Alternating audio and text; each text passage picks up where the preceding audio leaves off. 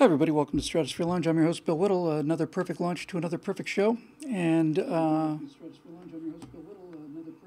somebody else is doing a Stratosphere Lounge across the hall apparently. Yeah, it's a little scattered today, needless to say, even by Stratosphere Lounge standards. Bit gobsmacked today, to be honest with you. Just some of the things just in the news. It's just, my God. I don't even really know where to begin. It's getting full on nutty out there. I didn't know. I just did a Bill Whittle now about less than an hour ago, and I did not know what Joe Biden had said on The Daily Show.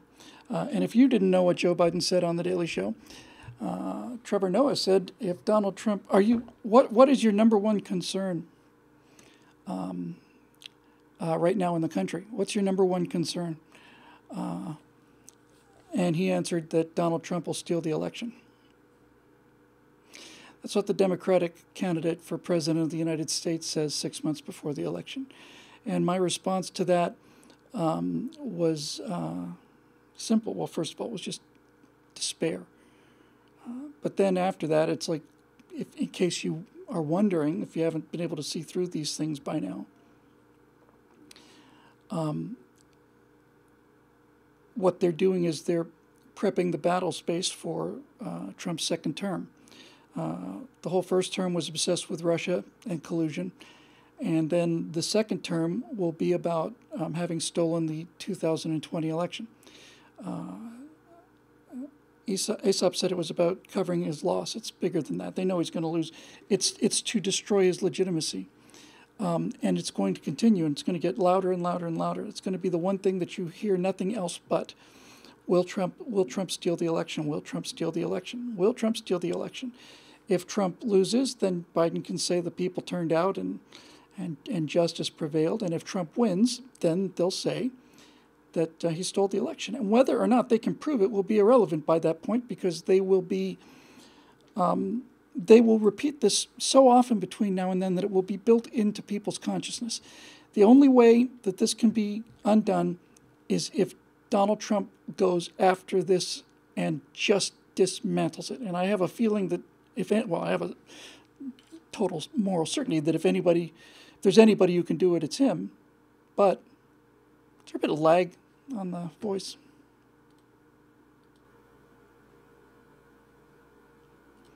Is that better? Might be. I don't care. Anyway, it's hard to. I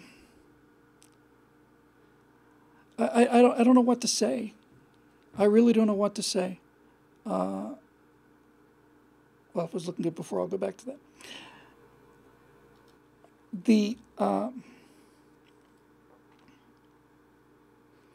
I was gobsmacked on the show. That is the most irresponsible thing I have ever heard. And the follow-up question was, do you think that Trump would leave the White House if he loses? And Joe was kind enough to say, well, he's spoken to a number of military advisors, and the military advisors say that, don't worry, he'll be escorted from the White House.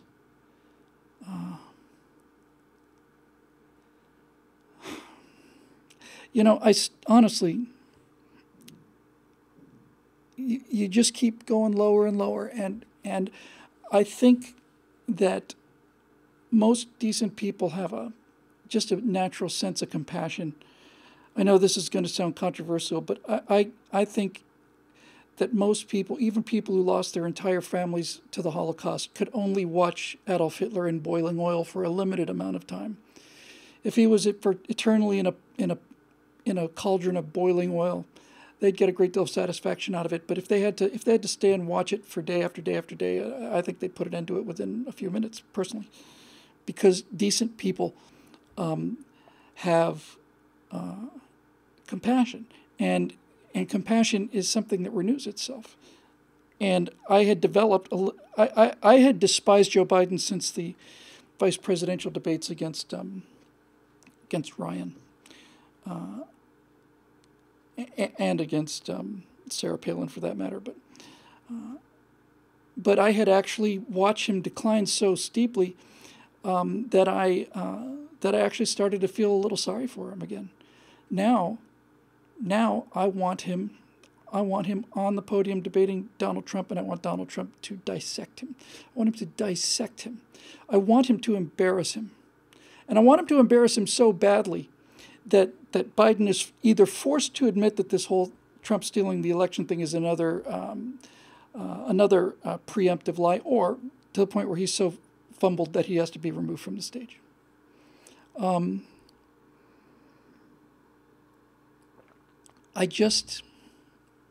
just don't know what to say about that. That's just unbelievable.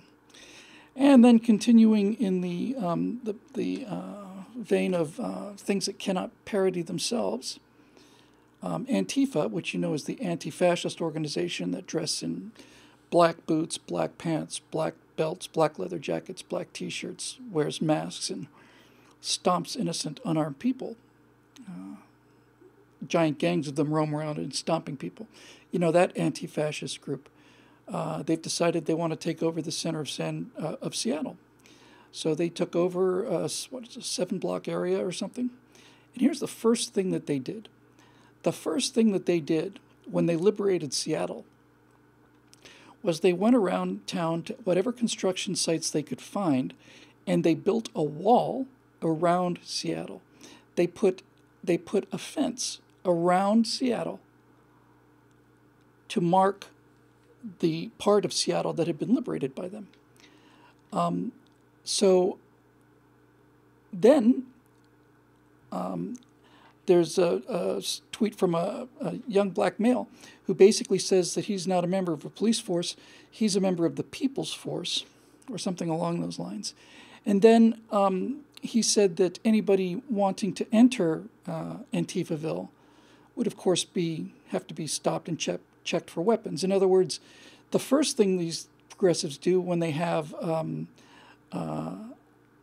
their own something to protect is they build a wall around it. And the second thing they do is they stop and frisk people. And no matter how much you sit on the it's beyond irony, the absurdity of this. It is never going to get through to them. You understand? Never. It will never get through to them. You can comment on how fascist their so-called anti-fascist tactics are, and you can point out to them that the first thing that they did was build a wall, and the second thing that they did was stop and frisk once they had their own government, so-called. But it won't matter, because they will say, yeah, but we're doing these things for the right reasons, and there's your fascism for you. Now, Crusader, I can't quite read it, my vision, don't have a Faishon maybe, says, let's send all of Antifa there, recognize them as a nation, and build a wall around them. I couldn't agree more. And you can put most of Austin in there too. You know, this for years now, years and years now, we've been muttering about a civil war, and I've said, well, the problem with the Civil War was that in Civil War number 1, needless to say, there were thousands of exceptions, but as a general rule, the people who were anti-slavery lived on one side of a line, and the people who were pro-slavery lived on another side of the line. And that line was essentially there because that line, in very, very broad terms, is the line above which it's too cold to grow cotton. So a civil war a civil war in a country where the two sides are geographically separated is easy. It's practically inevitable. But what do you do here, where all the cards are shuffled and you know, every other person on the street probably? What do you do? How do you do that? C.P. Tomes points out that Coeur d'Alene didn't have this problem. No, they did not. Coeur d'Alene, which is located in the United States of America in northern Idaho, heard that Antifa was going to make one of their protests downtown, which means going around smashing all the windows and burning everything and so on. And so something like, I got an eyewitness report about this, something like 200 people showed up, if I recall correctly, and 30 of them were carrying AR-15s at idle. And for some reason, when confronted with 200 armed citizens, the Antifa protests simply decided to not occur. It's astonishing, really. Must have been the signs that they put up, because guns don't do anything to deter violence. I think it's pretty clear by now. And there you go. So the world is upside down, and it's accelerating. And I've been seeing the acceleration, and now the acceleration is becoming exponential. That's exactly what it is. How does society fall apart? Well, slowly at first, and then very fast. And so I have to tell you, I don't see any alternative to this. I don't, other than letting them have it. I think the only way you cure people of socialism is to let them have it. As I pointed out in one of those previous shows, I think it's an important point. You can measure police brutality against episodes of police brutality in America right now, which exists certainly, are measured against perfection. They're measured against no person with authority ever exceeding their authority, and no person in authority using anything more than the minimum amount of physical force necessary to diffuse a situation. So any police brutality is measured against the perfection that exists if you imagine no police. Because if you don't have any police, you don't have any police brutality. And this is basically so obvious and at the same time so impossible for these people to see. So honestly, I'm not joking. At this point, I don't know what else to do. I know there are many good people who live in Minneapolis, and I think if Minneapolis goes ahead, and I think they should defund their police department. I think they should. I think the people in the Minneapolis Police Department should move somewhere else, and I think the law-abiding citizens of Minneapolis ought to move somewhere else too. And then they can have their time without a police force, and then they'll have something to compare police brutality to. I think they should do it. But the problem is that if they do that, all of the people who live in Minneapolis, including the liberals who are in favor of this, will move to Texas, and they'll turn Texas blue. And we can't have that. But, see, they're talking about Biden's got a 14-point lead and all the rest of this absurdity. The recent poll of Americans was 80% in favor of increasing funding to the police departments. So Donald Trump will be able to run anti-Antifa. He'll be able to run against the doomsday scenarios of COVID-19. And Joe Biden will be the guy who donated money to let looters out of prison, not protesters, looters out of prison. And Joe Biden's the guy who's in favor of defunding the police and all of that stuff. I think they're going to be destroyed. I think they're going to be destroyed. And a few others have pointed out, and this is fairly obvious too. One of the reasons that they're trying to keep this COVID-19 lockdown going as long as they possibly can is because what they want vote by mail. They want to say it's too dangerous to go out and vote. In California, they've eliminated, or in the process of eliminating, thousands and thousands of polling places. It used to be you could go down to your neighborhood, at a barber shop or something, vote there, maybe wait in line for half an hour, 20 minutes, 5 minutes, you never know. But what California has been doing is we're saying, no. What we're going to do is we're going to have voting centers. So it's going to be more trouble to go there, and you're going to have to wait in line for 4 or 5 hours to vote in person. Why would you want to vote in person when you can just mail your vote in? And once you mail a vote in, it's all over. Once you mail in the vote, it's done. The only protection we have left in the democracy is that there are Republicans and Democrats watching ballots going into boxes, and there are Republicans and Democrats watching those boxes go to the counting centers. And I don't see any way other than to give them what they want. And this puts Donald Trump into a real pickle, and he's facing a shrewdly constructed. It's not even a trap. It's a dilemma. So the Democrats and the progressives back this Antifa riot. There's now a section of downtown Seattle that has been declared independent of the United States. U.S. laws don't apply there. The laws are determined by the warlords that run this little Antifa 7-block neighborhood or whatever it is. Now, the mayor isn't doing anything about it because the mayor's a progressive, and the governor's not doing anything about it because the governor's a progressive. And then there are honest people living in that area, and those people expect protection from some form of government.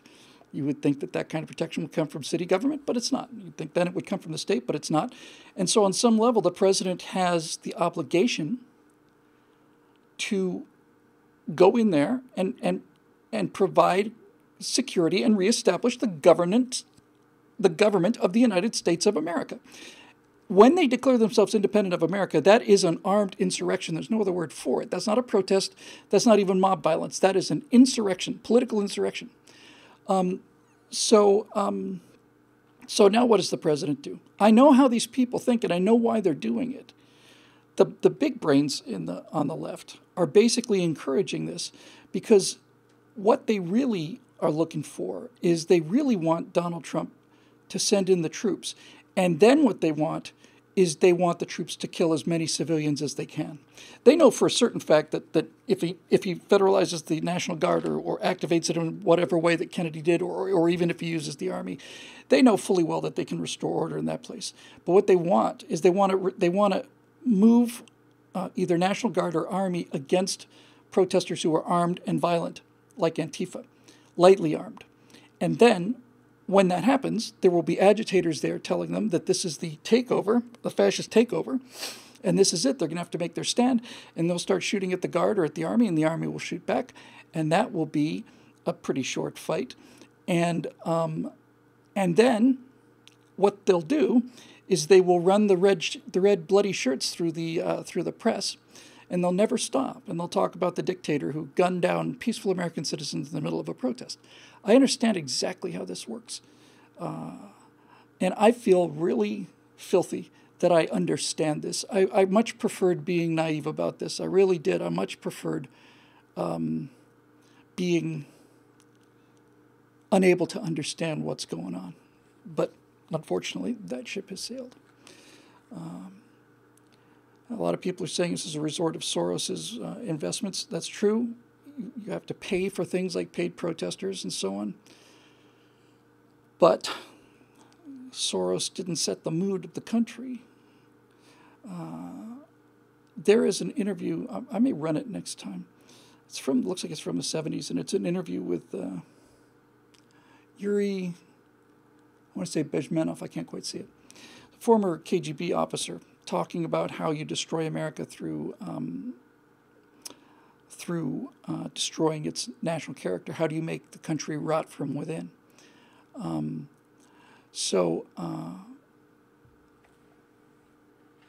One of the things they did was to say to destroy your belief in the history of the country, destroy your faith in the entire idea of the country. He said that takes about 20 years. Then you destabilize the country, and then there's a period of violence, and then there's something called the new normal, and that is like a ratchet that ratchets America down. And that's pretty much it. What's really going on now, I think, is that I think this is a race, and I think that they did not expect Donald. Well, no, they didn't expect Donald Trump. They certainly didn't expect him to win by enough so that they couldn't steal the election. So, since Donald Trump has arrived and is smashing everything that they've been building, I think what's going on, and I'm not sure if they're consciously aware of it, but I think what's happening now is now it's a race for them. Time is not on their side anymore.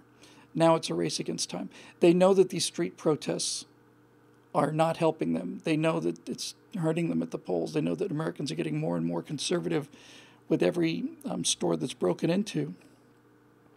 And they know that's bad. But I think they figure that what they have to do is they have to get something that is so dramatic that that's their only chance to win. And Joe Biden was prepping the nation for the Democrats' defeat. And then basically, I think where the progressives are now is they've said, okay, we're not gonna be able to win this unless we can show a massacre. You know, that's what they want. They want a massacre. Palestinians operated that way too.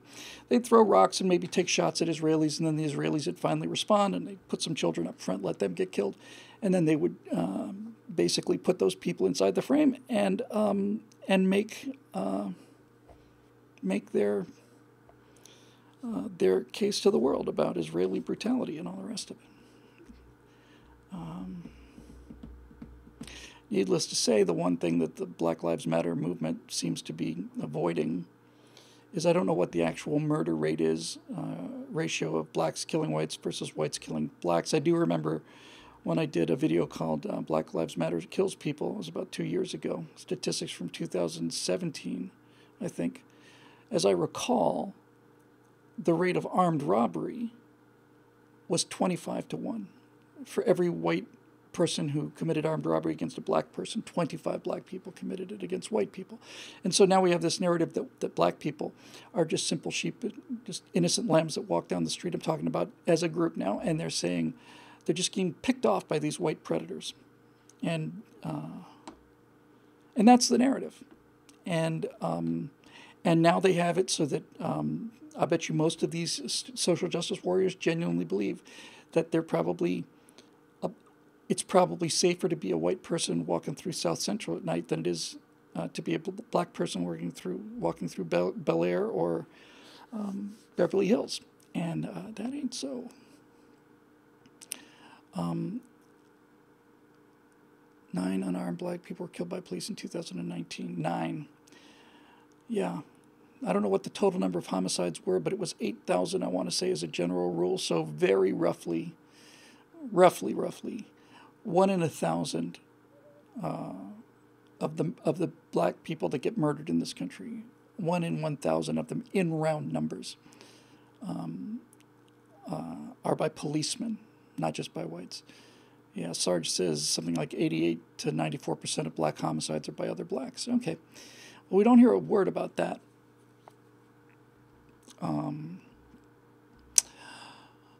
So, you know, things are accelerating, and you know, I just think that's a good thing. It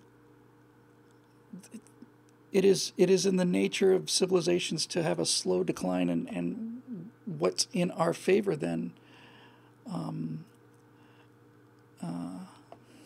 God, the moderator has held a couple of comments. Crusader Falson said the word anti-black, and that was flagged. I'm going to allow anti-black. And then Chicago kills black people at the highest rate. I'm going to also allow that comment because that commenter is not saying go out and kill black people. You see, this is what we're dealing with now. Everything we do is being watched. Everything we do is being monitored. Everything is anti-black puts you immediately. Just suspends the comment. Somebody try anti-white. Somebody type in anti-white, or somebody type in I think we should kill white people. Would somebody do that?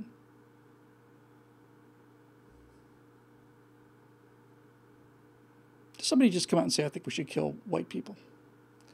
Oh, okay. All of the anti-whites got through. I hate white people. Got flagged. So did I hate black people. Kill all whiteys went through just fine. So I'm going to allow these. So it took the word hate, but you can say anti-white all you want to, and apparently you can say kill too. White lives don't matter. Kill white people. Both flagged. Oh, it's a little better than I thought. Okay. Anyway, so much for that. It's a mod bot. It's not a person.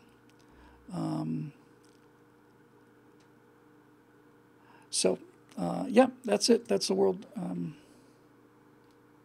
That's America in 2020. It's going to be an amazing year.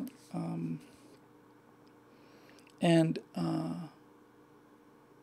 you know, it's always the Barack Obama's re-election was worse than his election for me. Hurt more, and I think that's just true in general. I know that hurt the left more when Bush was re-elected than when he was elected. When Trump gets re-elected, I think they're going to lose their minds, and at this point, they're going to resort to the violence which they are naturally prone to. That's why they're drawn to this red team, blue team thing. Blue team feels that the only way they can make any progress is to destroy society. And that's what they're going to try and do. That's what they're doing now. That's all bad news, but the good news is things like Coeur d'Alene, for example. They don't have the guts. That's the thing that they don't understand. They're doing all this because they get away with it. The people who did this in the middle of Seattle knew they were never going to get shot at. They knew they were almost certainly not going to be arrested. They'd be lionized by their friends. Worst case scenario, they'd get hauled off to the clink for a booking and then be released. And so there is no downside for this. But what Coeur d'Alene, among other things, other places as well, Dallas, all around the country, what that shows us is that when Team Red decides to actually stand up, then Team Blue just melts away because they're cowards. And cowards will do things in a mob that they'd never do on their own. And the history of mobs is that mobs will go and get more and more violent until somebody stands in their way. And once the law decides to make a stand, the mob dissolves. And it's always been that way. And I know I mentioned this before on this show, but Mark Twain brought this up. He said, he talked about moral courage, and he listed the example of a couple of Texas Rangers or something. I think he said he saw once or read about a lynch mob that had already found a black victim, and they were hauling him off to this tree. You know, they're going to lynch the guy. And this sheriff or lawman apparently went out and stood right in front of him without a gun and said something to the effect of, I can't stop you from lynching him, but if you're going to do that, you're going to have to kill me first, so who's coming? And that was it. You got people yelling and screaming and grumbling, and the next thing you know, that's it. They just turned around and let the guy go, and they walked home. Twain thought that in that mob, maybe 2 or 3 people out of 100 were genuinely wanting and had the will to actually murder somebody like that. And the other 97% or 95% just went along with it, largely because it was expected. So that's that. And this leads me to, which is always fun to kind of just sort of test these things out. I believe on Monday I'm going to shoot a new firewall called Good People. And just to give you the little tease about it, so this is a theme I'm going to be running with a lot because it took me a while to catch up with it, but I really understand it. So basically, here's the frame. You know, that's the frame right there, and you know what's in the frame, and you don't know what's outside the frame. It could be elephants in the room for all you know. There is no reality outside the frame. And so I'm going to talk about this, and I'm going to talk about the fact when you see people rioting, what you don't see are all the people who aren't rioting. And when you see people smashing windows, you don't see the people who aren't smashing windows because they're not in the frame. And I had I had 2 major revelations, like a major one 3 or 4 days ago, and one just earlier today. The major revelation about this is everything that we see is in the frame. And the more social media we spend time on, the less we deal with people face to face. The internet is making us crazy, television and movies, and now the internet, including things like memes and pictures and all the rest of it. Everything happens inside the frame. And the thing about the frame is, the frame likes a certain kind of thing. It's hungry for a certain sort of thing. And so you have to ask yourself, why is it that we don't see more good people in the frame? Why does CNN occasionally run a story about people like coming together or something and getting along when in point of fact, the entire country is more or less getting along. It's just the people inside the frame who are doing the rioting that aren't getting along. So every now and then they'll show you a story like that, but only just for giggles. So why is it that that only bad things happen in the frame? And this is my thunderbolt revelation. The reason that we don't see good people is because good people are never in the frame. And the reason good people aren't in the frame is because good people are boring. That's the reason. It's just that simple. Good people are boring. And that's why you never see them. And as we look at the world more and more and more through the frame, the good people are filtered out more and more and more. There's nobody at the airport reporting on the safe arrival of, flight American 162 from Dallas, 767 loaded with 238 people, including the person who played, the father on Facts of Life. And nobody's there with news cameras saying, and the flight has landed successfully after no problems whatsoever. Absolute normal flight landed successfully, and look, here comes another one. They never do that. Now, to some degree, that obviously makes sense, right? News is out of the ordinary. But when social media takes the kind of precedence that it's taking now, everything we see now is framed, and people determine what's in the frame. People like me, although I like to think there's some significant differences. And so they put into the frame things that are interesting, and things that are violent are more interesting than things that are peaceful. And violent, loud people fighting is more interesting than quiet, good people getting along. And that's why we have this skewed perception of the world. We think the country is much healthier than we think it is. Believe it or not, much healthier than we think it is. Because all we get is the view of the frame. And there was a photo.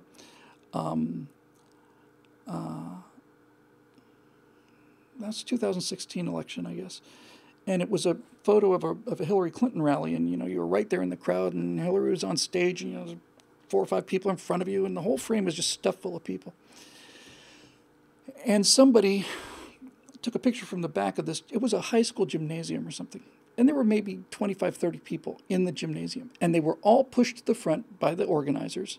And then the news, not a guy, the news, got the camera right up against them and took a picture that gave you the impression that the place was packed, but there's nothing behind them. The whole room is empty. It made you think it was full, but the room is empty. And they did that by framing the picture. They did that because you cannot see what is on the outside. So that's one of the reasons that the world appears to be so badly skewed. Trump rallies, John Galt points out, it's the exact opposite. Trump rallies are packed, and they'll do things like they'll show the stadium. They'll say it's taken earlier at the Trump rally, and you'll see it's like, handful of people in the stands, and they'll say this was taken earlier, which is true from a deniable point of view. But what they don't say is this is 4.5 hours before the rally begins. That part they leave out. And all of it is just plain prestidigitation. It's all just manipulation and all of it. And not only can we manipulate space in the frame, we can also manipulate time. I'm going to think of a little piece of dialogue that I'm going to cut together in such a way that it says one thing, and then I'm going to play it out in real time, and you'll see how it says exactly the opposite thing, precisely the opposite thing, and just do it through editing. It's easy. This is before you get into things like deepfake and so on. Anyway, is that true, Pat? Pat drives a black goat. Is that true? The comment is that the scarves that the Dems wore when they took a knee were from a tribe that sold Africans to the slave trade. Is that possibly true? Oh my God, that is beyond. That's beyond. Oh my God. That is absolutely fantastic. We've got to triple verify that. We got to be 100% sure of that. And then we got to run with it. And this is how you fight back. See, this is how you fight back. Donald Trump can if he can get a hold of this, then he can show these pictures. He can show them. He says, here are people kneeling, and there are, and they're wearing a scarf of one of the only tribes in Africa that went into Africa and captured other blacks to sell to white people. White people didn't go into Africa. They couldn't do it. They didn't have resistance to the tropical diseases. So why is it that the Democrats are kneeling and honoring slave traders with these scarves? Is it because Democrats were the ones who originally fought to maintain slavery in the Civil War? Is that it? That's how you fight these people back. And they're not very smart. They're just persistent as hell.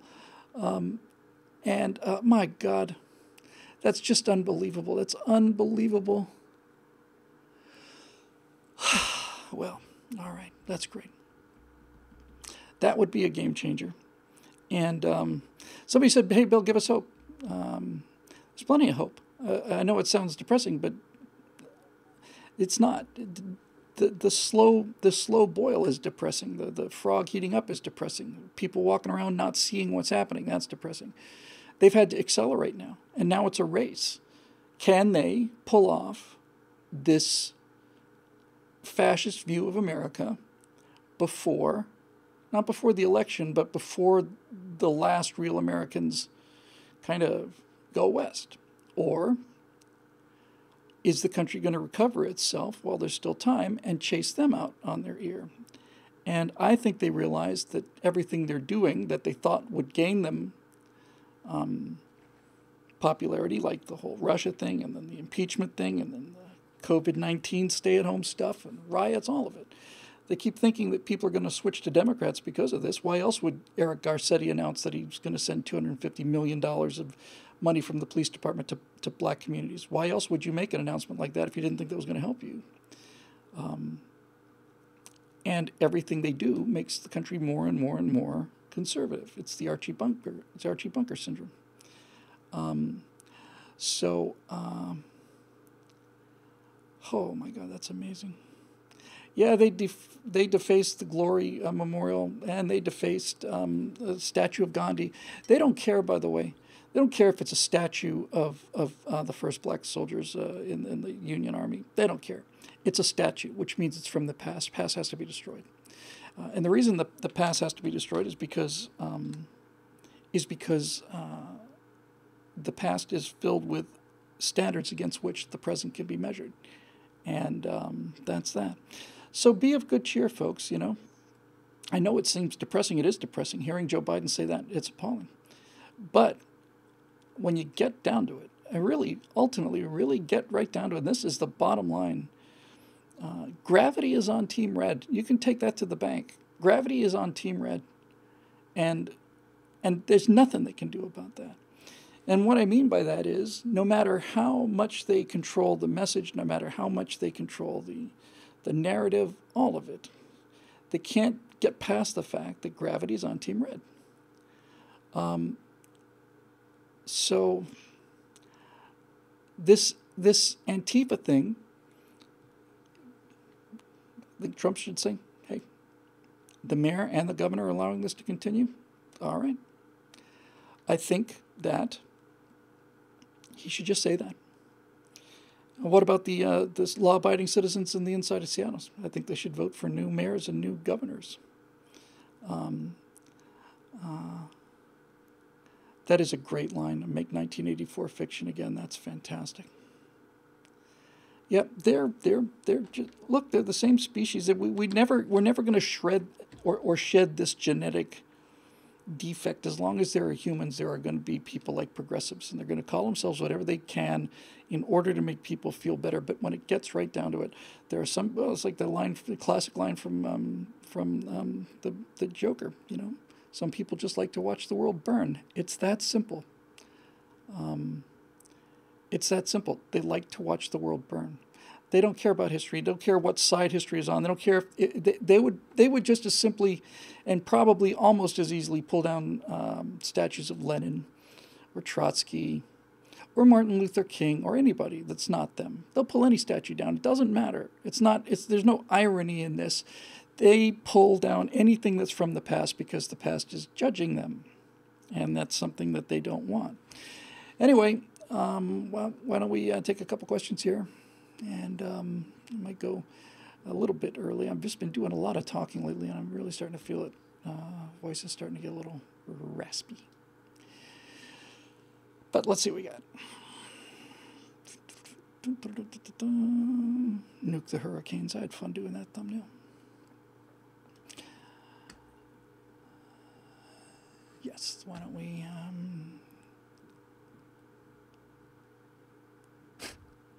Oh, that's brilliant.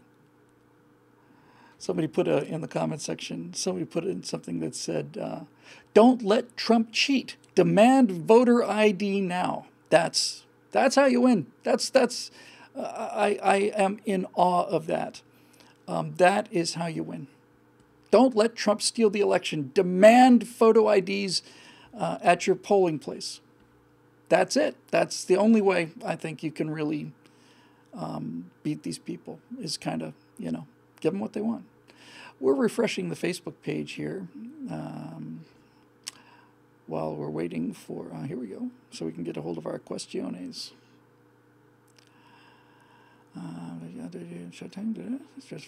Here we go. A lot of comments. I'll try and go faster through these if I can.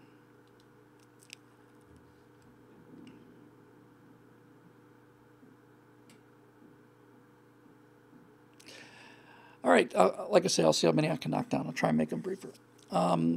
George Freeland. Are conservative artists too afraid of producing B-grade work? How do we get over it? Truth and honesty and looking at things honestly is a big part of this whole conservative philosophy. And that means sometimes looking at things that you may not particularly like. And so I will answer your question by saying that conservatives generally produce B-grade stuff because they're not very good at it as a general rule. There are certainly exceptions, but as a general rule, this make-believe stuff,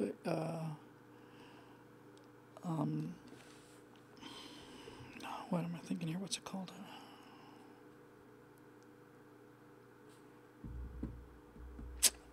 Slipped out of my mind. It'll come back in a minute.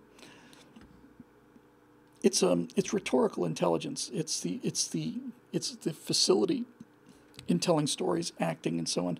And by the way, I know you know this, but you do understand, right, that the primary skill involved in acting is the ability to tell a flat-out lie convincingly. That's acting. It's all acting is. It's all it is the ability to lie convincingly. Because every line you say is a lie.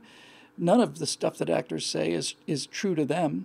And the better the actor, the better they can sell the lie.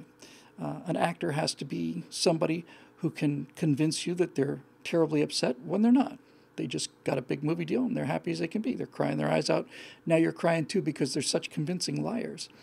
They can make you laugh when they're having a bad day. All these things. So this kind of facility, this ability to be good at lying, pulls people towards Team Blue, and that's why entertainment is so crazy blue in terms of density. The opposite is true in Team Red. That's why most engineers would be on Red Team, because the people who are good at things like lying are not good at things like calculus, and vice versa. So it's not so much that they're afraid of producing B-grade work, George. It's that there is a lot of we don't have the bench that the left has. Let's just put it that way. We've got strong players. We could probably put out a good 5, but we don't have the bench strength that they have. That said,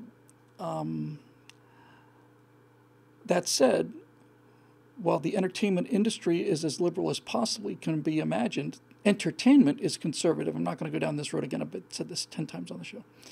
But entertainment is about individuals with guns fighting against bad guys. And so the actual pull is in our direction. That's why you have to get left-wingers to play right-wingers.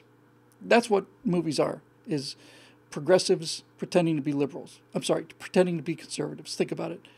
Every time you see Matt Damon with a gun or Jamie Foxx with a gun or any of these people, it's a progressive pretending to be a conservative. That's what entertainment is. Progressives pretending to be conservatives. Top line, Eric Blake. Hey, Bill, I've been hearing tell that drive-in theaters are making a comeback. That'd be fun. For obvious reasons, of course, watching a movie in your car instead of in a seat right next to someone adheres quite well to social distancing. I'm not sure that that's it, but we'll see. So the question is, do you see yourself bringing your wife to the classic long-lost American tradition of a drive-in theater in the near future, or have you done it already? Haven't done it already. Would love to do it. Drive-in theaters are awesome. It is an amazing experience. And the many films I saw, no, not many, I wasn't like a huge attendee, but I saw Star Wars in a drive-in theater for the first time, 1977. Drive-in's a fun experience. I wouldn't want to go, I don't go out to too many movies anymore anyway. And if it was a movie I really, really wanted to see, I probably wouldn't go to a drive-in to see it. But it's an experience like a boat trip is, or any other kind of experience. It's like an amusement park ride. Absolutely, I would love to go to a drive-in with Natasha. The problem is now the seats are so much better. Really, to get the whole drive-in feel, you kind of need those old bench seats, that went the width of the car. Now everybody's got bucket seats, and those bench seats where you could just basically slide over, put your arm around somebody. They were really comfortable, and they were comfortable for drive-in. But I'll tell you, a friend of mine and I went for a road trip in a '72 Ford Maverick with those bench seats, no lumbar support. And by the time we were on the freeway, the 10 or 15 minutes it took us to get to the freeway, we are already in major butt pain. You remember what that's like if you used to ride in those old cars, long trips in old cars. You just have to kind of stand. Unbearable. They're much better now. Camaro, I can go for 10 hours in that car without too much trouble at all. Moving on. Bob Knife. Because I have no life. Well, me neither. Here we are. I decided to replay the February 18th backstage program. There were complaints about everything fatigue and some guy named Michael Bloomberg. My, how the world has changed. What are your thoughts on the past 4 months at a meta level? That's a good question.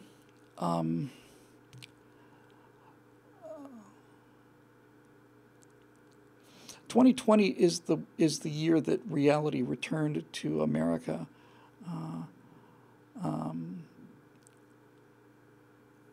It's like a comet. The left gets more and more and more and more outrageous, and then the comet of reality comes back, and everybody looks up and they go, "Oh God, better start praying," and that's what I think has happened.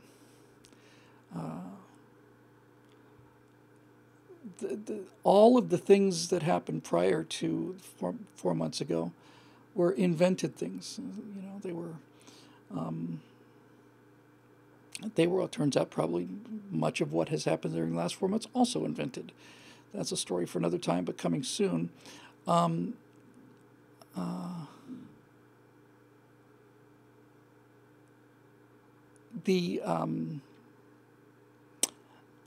It's been a time when you've had just very, very abrupt encounters with reality, and two of them are people finally looking at themselves and saying, "I can't go outside now because of this pandemic." And we all remember the early days of the pandemic, don't we?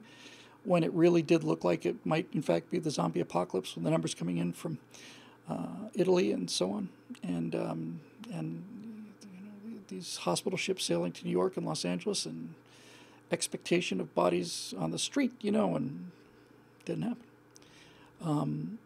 Some evidence, actually, that this has been here much longer than we thought, that it might have been here as early as end of last summer. I did read in military.com that they had like some entire unit, or maybe it was a ship or something, voluntarily, all of them, as a control group, something like almost 400 of them, volunteered as a unit to take the COVID-19 antibody test. And it turned out that 65% of them were positive. 65%. That's great news. That's just absolutely great news. That's practically herd immunity, and virtually none of them knew they had it.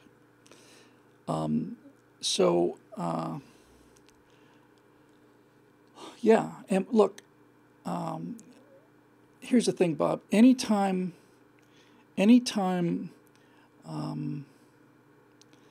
liberals are calling conservatives and asking if they can borrow guns,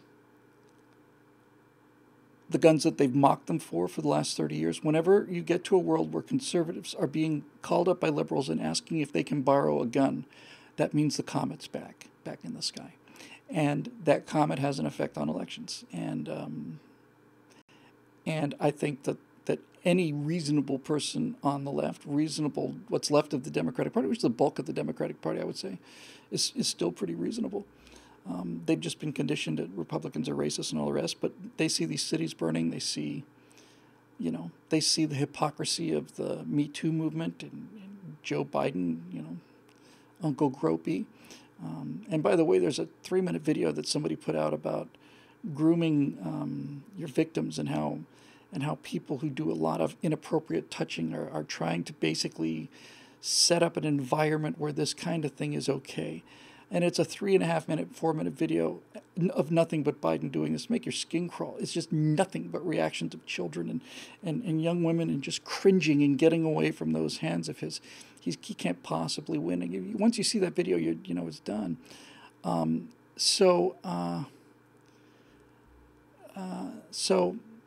There you go. I think reality's hit, Bob, if I had to guess. Going on the list, hey, here's Eric Blake again. Hey, Bill, here's something. Back in May, Elon Musk announced his intention of reopening his California Tesla factory no matter what the California government says. Soon after, the GOP wins a congressional special election in a Los Angeles County district, taking it from the Dems. Dare we hope for California maybe potentially theoretically going red in November? Sure seems like Newsom is in a bit of a panic about the idea, tweeting out the morning after said special election that we plan to open up soon, honest. Yes, I think there's a chance that Donald Trump could take California. I do. Take care there, Dave Big Booty. You guys like you keeping this country rolling. Appreciate it. I think there's a chance. Apparently the bluest. We just did a show on this. Right angle. I don't know if it's been up yet, but it's coming soon. The bluest congressional district in the country is a New York suburb. Hillary Clinton carried it in 2016 by 94%. And the person who is now in the lead is a Democrat, but he's a Christian minister, wears a cowboy hat. He said that the city council is controlled by homosexuals. Compared to other Democrats, he is a huge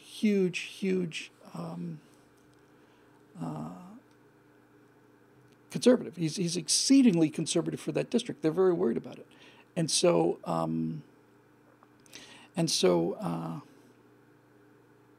yeah, the much better data point is, and this was before. Let's not forget, this was before the pandemic, before the lockdown, before the endless lockdown.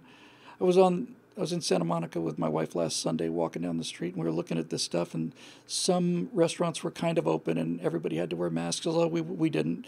And out on the beach, nobody was wearing a mask.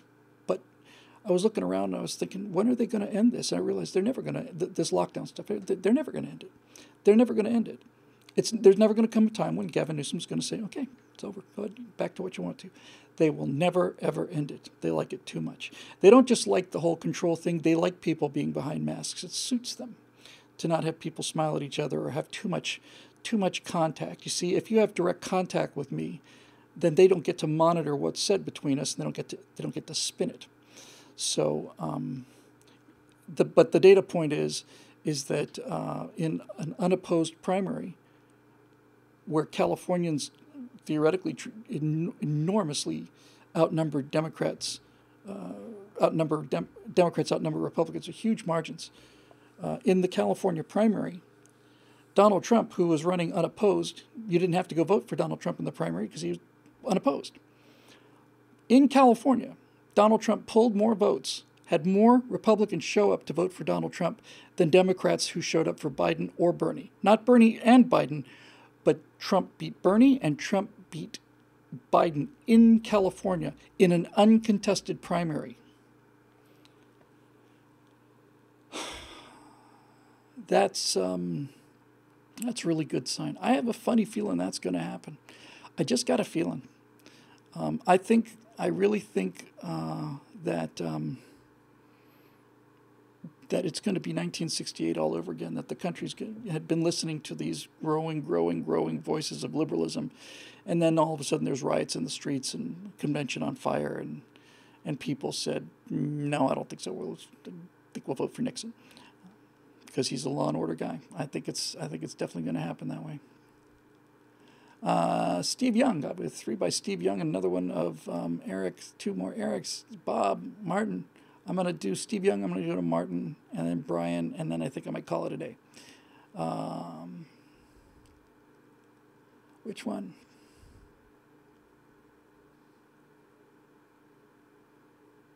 Okay, they all look like they're all kind of police related. I'll take the first one. Quote, our Constitution was made only for a moral and religious people. It is wholly inadequate to the government of any other, unquote, John Adams. Steve says those calling for the defunding of police are probably those that will run afoul of the police themselves. The immoral and unvirtuous wolves in our society are looking for a little job security against the sheepdogs.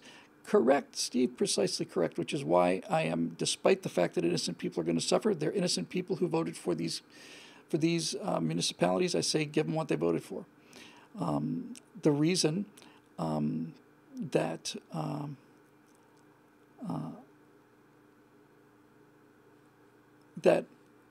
they're calling for the defunding of the police is because the police, as a general rule, have done a pretty good job. In fact, they've done a very good job.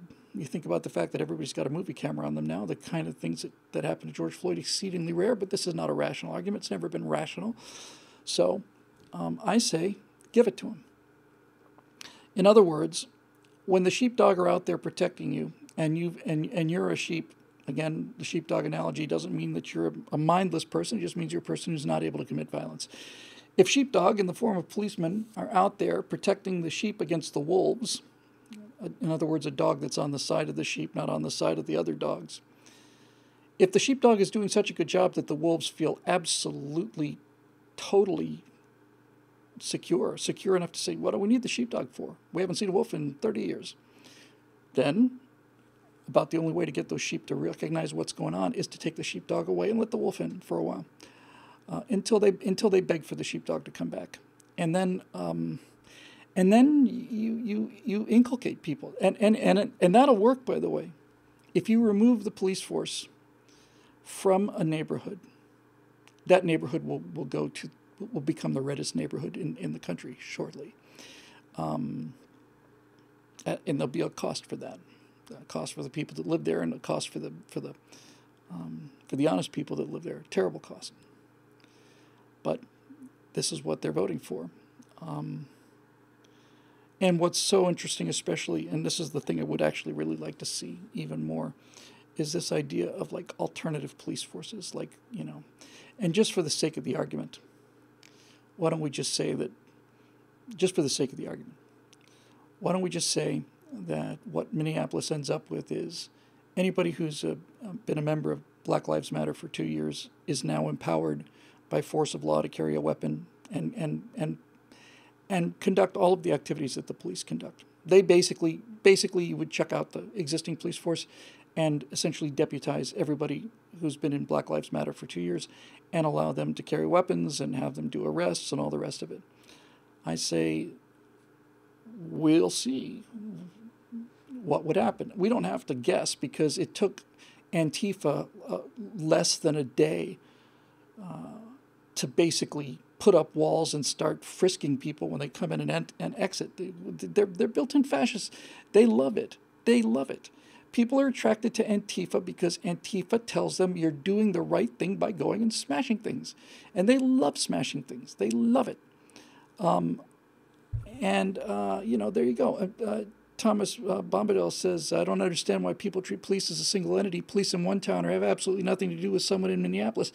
And so do the other police officers in Minneapolis have nothing to do with that particular guy. Now, there is true that certain departments are run according to certain standards and so on, but nevertheless, they're individuals. And that's it. And it's funny, isn't it? Because when you see a black looter coming out of a store, we're reminded constantly that this is not typical of black people, and it's not. But when you see a white policeman do something like this, where the whole country is told that this is what all the police do, you're an individual. Like let's take the jihadis for example. Somebody blows up a place, and if they can't cover up the fact that the guy was screaming Allahu Akbar, then they will basically say, yes, well, he doesn't speak for all Muslims. He's a member of an extremist group. And we shouldn't judge the entire community by the acts of this one individual or these 10 or these 50 or whatever. Probably true, but the police don't get that same break. They don't, because that goes counter to the narrative. The narrative. There is a story that is told to us on a daily basis, and it's becoming clearer and clearer and clearer as this story departs more and more and more from reality, as the theorists pull it more and more away from the vertical, from verifiable reality. Then that story becomes more and more and more ridiculous, and they have to try harder and harder and harder to keep telling it and get you to believe it. And that's what I mean when I say that ultimately gravity's on Team Red. That's why we're going to win, because we're based on reality, and reality won't take a knee to anything, which is what I like about reality.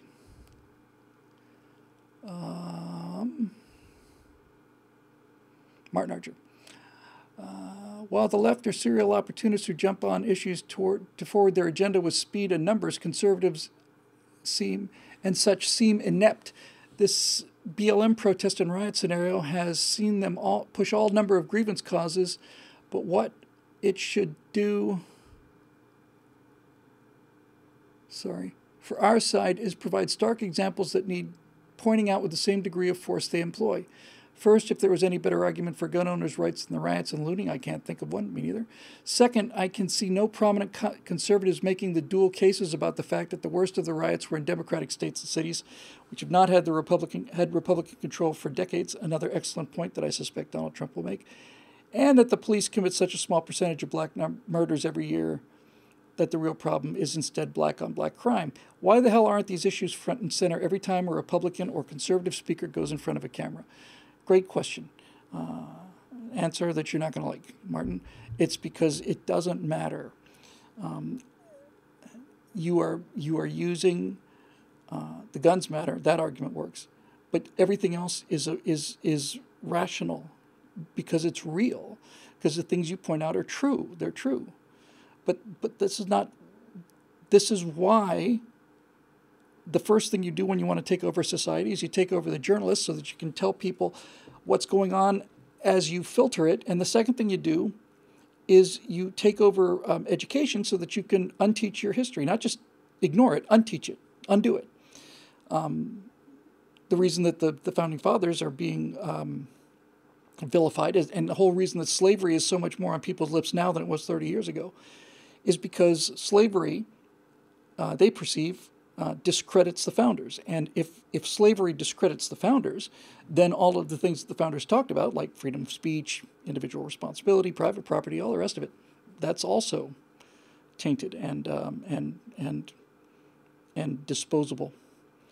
But you can't make those kind of arguments because I talked about this last time. It's painful, but you still have to. Again, reality's on Team Red. Gravity's on Team Red. It is irrational, Martin. It's irrational to assume that the majority of people are rational. You can find a couple of isolated instances in history where There maybe was even a majority of people who were more or less rational. But it is irrational to assume that people will listen to a rational argument. Most people are driven by emotion, and so you have to appeal to their emotions. And this is why the whole entertainment thing is so important. You basically have to fight the story, the narrative that they've been told will not be removed from their heads by reason, logic, statistic, or facts. The only way you can get those minds changed is to tell a different story and a better story and tell it more effectively, and most importantly, make your story a better story in terms of its appeal. Your story has to be filled with more courage, has to be filled with more action, has to be filled with more sacrifice, has to be filled with more heroism, and always has to be filled with more hope. That's what you have to do. And I've watched for my entire political career, since I've been aware of politics, which is almost 20 years now, really. I've watched people make the head argument against the heart argument, and the heart argument wins every time. Donald Trump won the presidency in 2016 using a heart argument. He didn't talk about reducing spending, and he said, make America great again. Okay, that's a heart argument. Everybody gets it. The first thing I said about Donald Trump was I had doubts about the guy. I still have doubts about, when I say doubts, I have misgivings about how Donald Trump sabotages himself so many times. He could be so much more effective than that if he had more control over himself. But I also understand that is who we got. And you can't filter those things out. He is what he is. And you have to have the skin of a rhinoceros to do what he's doing. And so I accept all of these things that are bad optics and the kind of weird tweets and stuff. I accept it because that's what he costs. That's the price. But he understands this. What the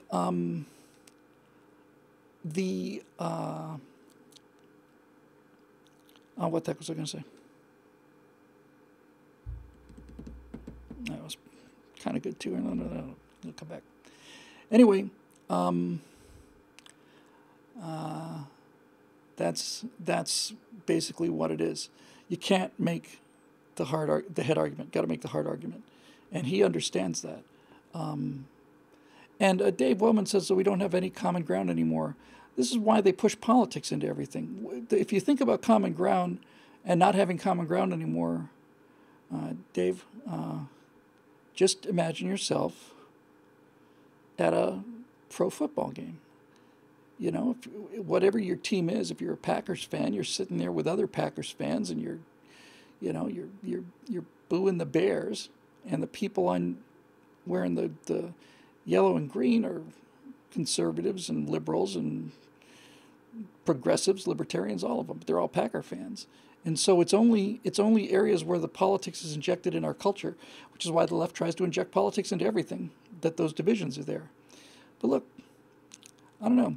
I felt that red team, blue team video, the Two Americans video, was a good one. And I felt it was a good one because I thought it was fair. I tried to be fair. A lot of opportunities to be a little more snarky than I like. And as far as I can remember, I think I only used one, and that was Democrats, or the blue team has to wait till somebody tells them it's safe to go outside. But that's true. But what I liked about that video was that it was fair. And when you tell that story fairly, who doesn't want to be on red team? I mean, really, who doesn't? This is reality. It's not, I'm not making it up. Cornel West is the face of Team Blue, and so is Antifa. And Elon Musk is the face of Team Red, and so is SpaceX. Which one do you want to be part of?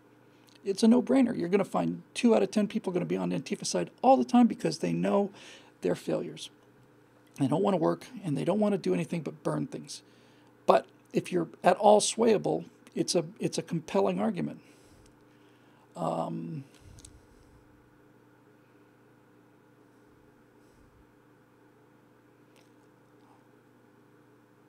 Wow.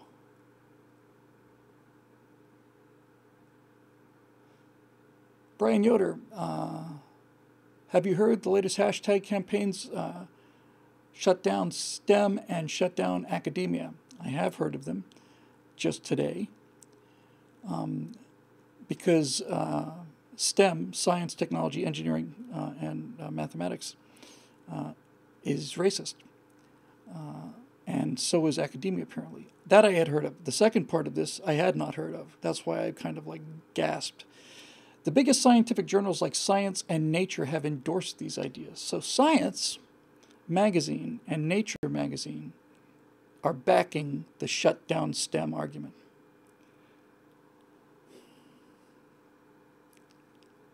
All right, I'm going to RK now for the first time in 2 years. When you're a rabbit, and there's nothing you can do to put courage into a rabbit. The rabbits will do whatever they have to do, and they feel no shame about it either. So, if the rabbits want to say no, the wolves are great. Killing rabbits is awesome. We're 100% behind the wolves, 100%. And that's what you expect from rabbits. That's what rabbits do. And scientists, as a general rule, are smart rabbits. That's why I went with engineers rather than scientists. You can be wrong in science and learn something. Can't be wrong in engineering. Well, you can learn something in engineering when you're wrong too, but people get killed.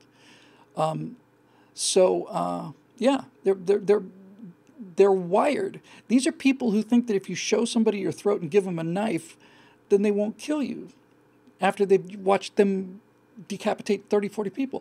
They basically say, "Oh, here's your throat. I'm on your side. I'm on your side. I'm not with those guys."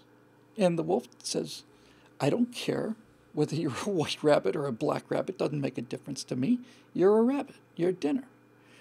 You know. Again, somebody's pointing out.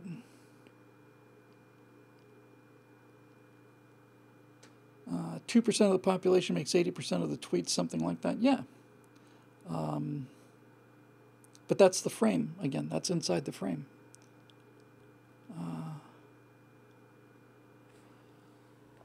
Dave Big Booty, don't want to hear another word about being a science denier. No, me neither. Once they used the word you're a climate skeptic, once skeptic got into this argument, and they claimed that it was science versus skeptics, that's when I knew they have no idea what science is. Science is organized skepticism. Science is procedural skepticism. That's what science is. Oh, we're all K in here. I didn't go with RK on the things, but obviously Team Blue is R and Team Red is K, and that's so obvious. I just don't know what to do about it.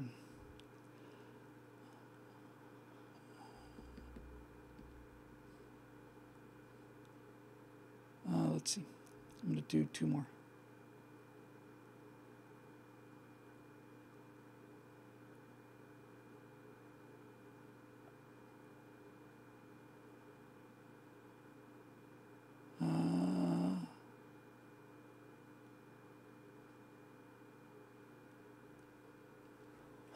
Sorry, some of these are very good, very interesting. I'm just trying to find one that's a little off topic of what we already talked about.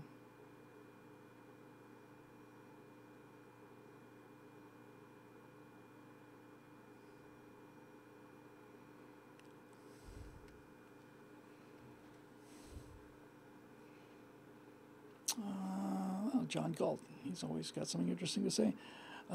In the UK, vaccine tests have run into an issue. There aren't enough infected people. The virus is dissipating at such a rate that the chances for a successful test hover around 50-50. Isn't that interesting? I think at this point, when we're dealing with the virus, I always have to put on like another seatbelt and a shoulder harness and ratchet myself in. Whenever we're talking about that, I have to be more careful about what I say because I have a respect for science. It is beginning.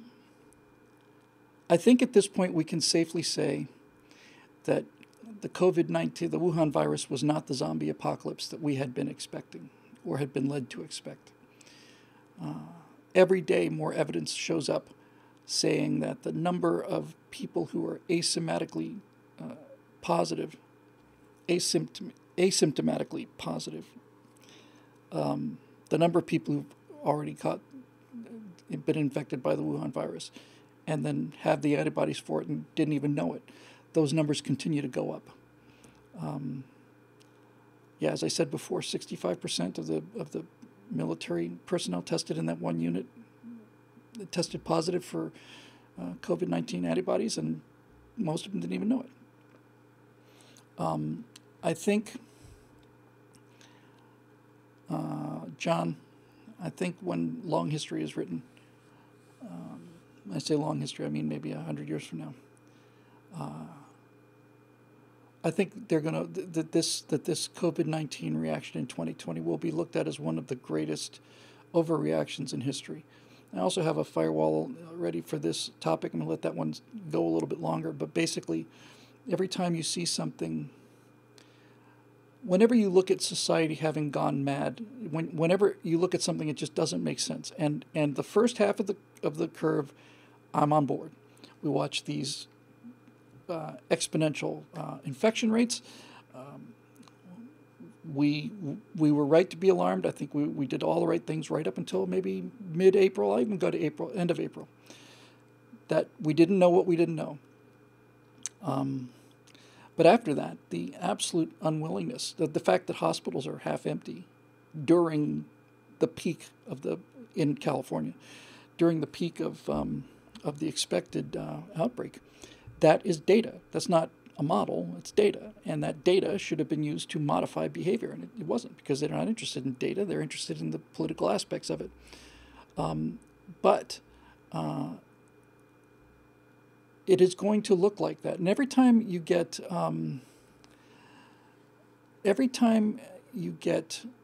this kind of thing, you really need to go and read Extraordinary Popular Delusions and the Madness of Crowds. And I've forgotten the name of the author, which will now appear here in a moment. It was written in 1840. I want to say I just had it at the tip of my tongue just a minute ago.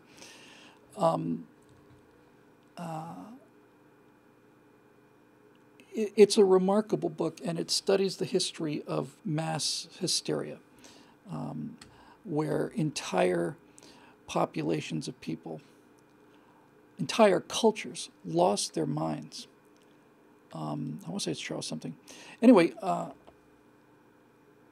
Extraordinary Popular Delusions and the Madness of Crowds. It talks about the witch hysteria that went on for 200-300 years. The tulip thing where a skilled laborers in Charles Mackay, thank you, a single tulip bulb would go for the cost of what a skilled stonemason might make it a year. All of it. And he looks at all of these extraordinary popular delusions, the madness of crowds. He looks at what makes societies go nuts, not people, societies, what makes an entire society go nuts. And my theory on this, which I mentioned briefly in passing, I'm going to try, I got two other firewalls I want to do first, I think. But my theory on this is that there has to be a driver, there has to be some kind of an attractor. Something has to pull people in the direction of mass insanity when they're all going insane in the same direction at the same time. And I think, in the case of COVID-19, I think the attractor was the zombie apocalypse. I think society has been so fundamentally boring for white people anyway. For anybody on Team Red, anybody who works hard, it's like years ago somebody said, when the only adventure left in the culture, when there's no adventure left in the culture, the only adventure left is to destroy the culture. And I think that's really true. I think there's been so much prepping for the zombie apocalypse after man, and how, when I say the zombie apocalypse, I'm talking about all of this dystopia. Everything in the future is a dystopia. All of it. It's all a dystopia. We've got it wired into our brains that the future is going to be brutal and nasty and violent and vicious. And all of a sudden this thing appears, and then, holy crap, it's the zombie apocalypse. And people behave according to their expectations of what to do during the zombie apocalypse, which is different from what they would do with a disease that has a 99.997% survival rate, or whatever it is relative to the entire U.S. population. it's a little gnat in here. It's unfortunate, but it's true. I would love to hear that it's basically blown out. But Team Red doesn't riot. And by the way, there's a good reason why Team Red doesn't riot, and we talked about protests and counter-protests earlier. The reason that Team Red doesn't riot and the reason that Team Red doesn't protest is because Team Red has jobs. They have jobs to do. They got other things to do. They got to go out there and make money for Team Blue to have. So anyway, that's that. I'm trying to find something unusual, just for the last one here.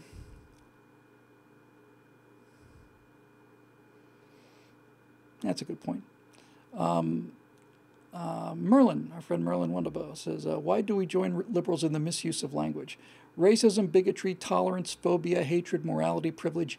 None of these words mean what liberals seem to think they mean. Inconceivable.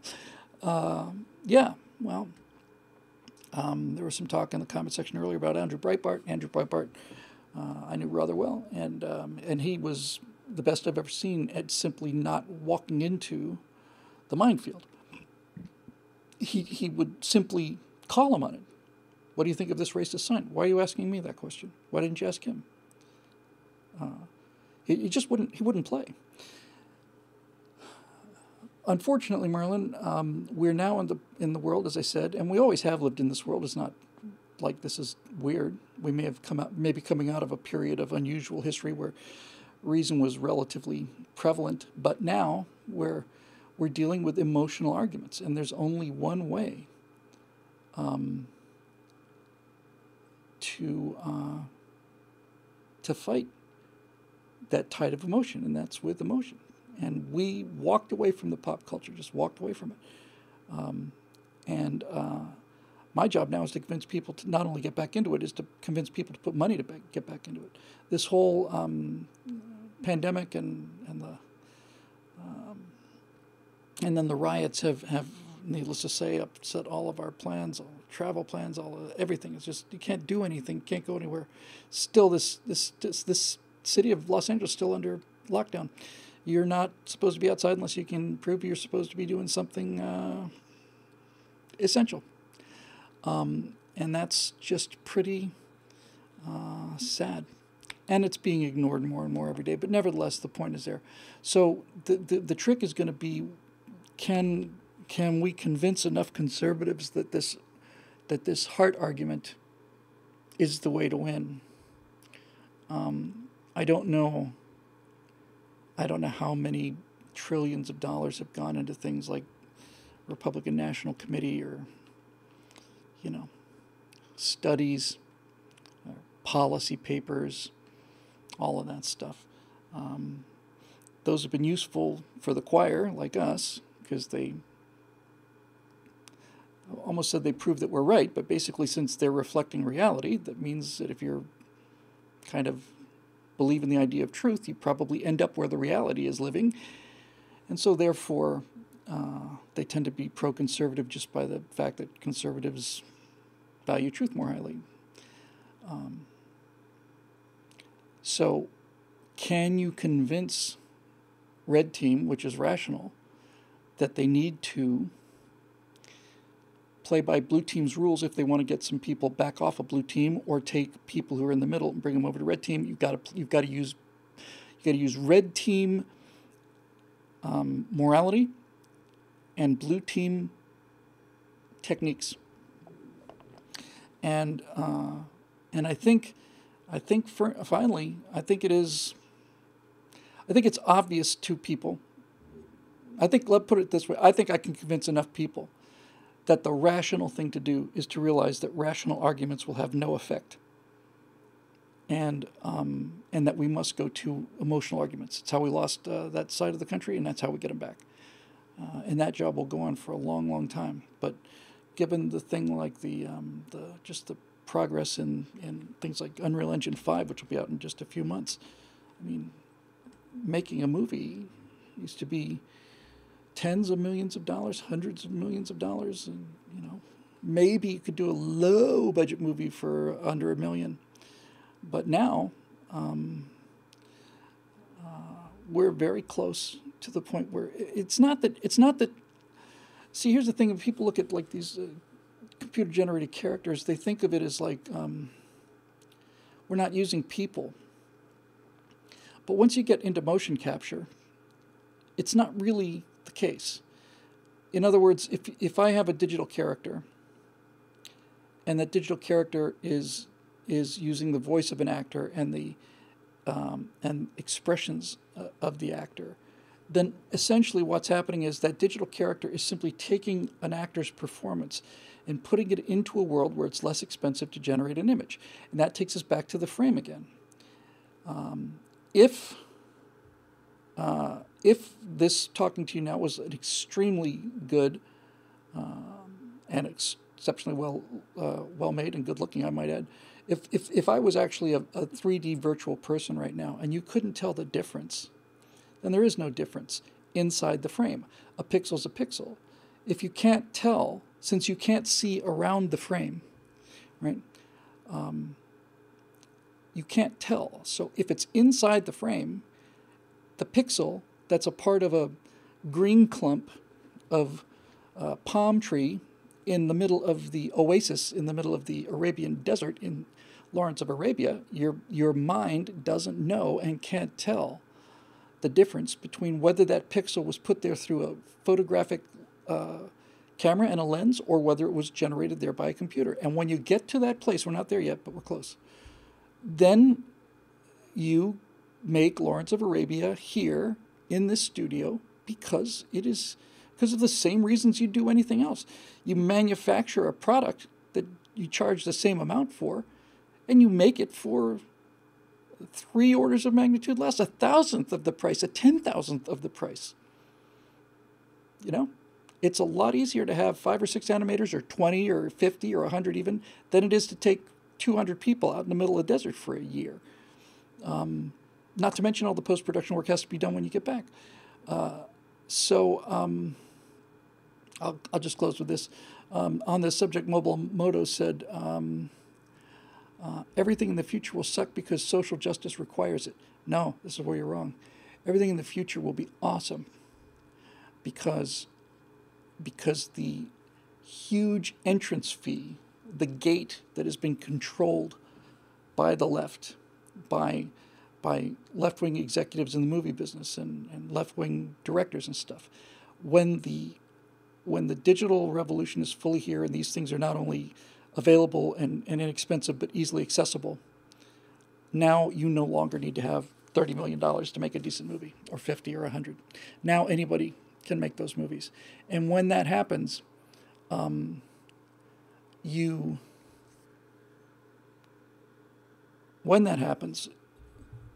no longer have gatekeepers of any kind. And since the gatekeepers have been overwhelmingly liberal, that's just good news. Don't forget, entertainment is conservative to its core. Storytelling is conservative. Everybody wants to see an individual with a gun. Nobody wants to go see a movie about a committee writing a strongly worded letter. And that's it. That's it. If you want to, somebody just mentioned Christianity. I saw, was it the God Isn't Dead?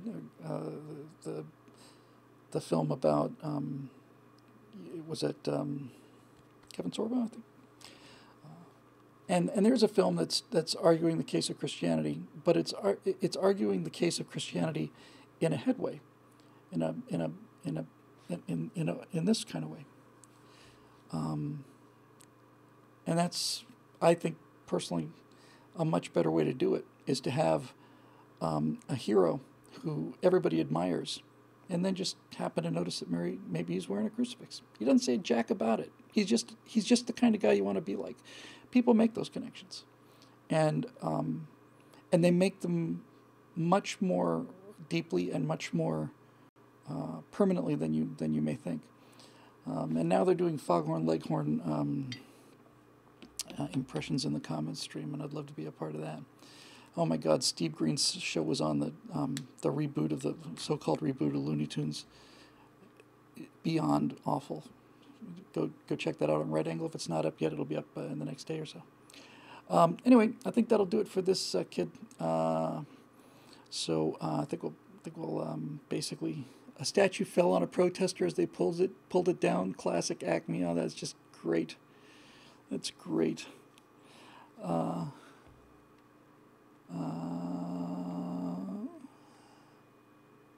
oh my God, Aesop is 10 years older than me. He says he's the oldest computer gamer in the world. Well,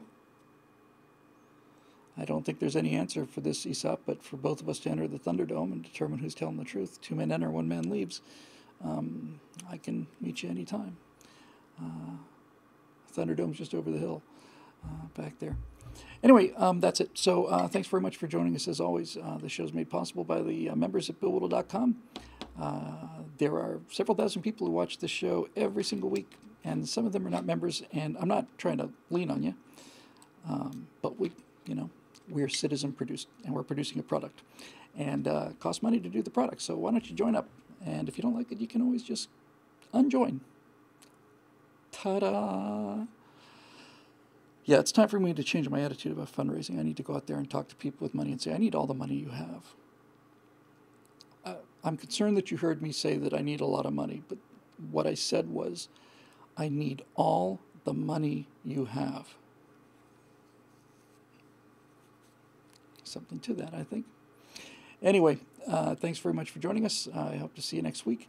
And thanks again for being here on the Stratosphere Lounge.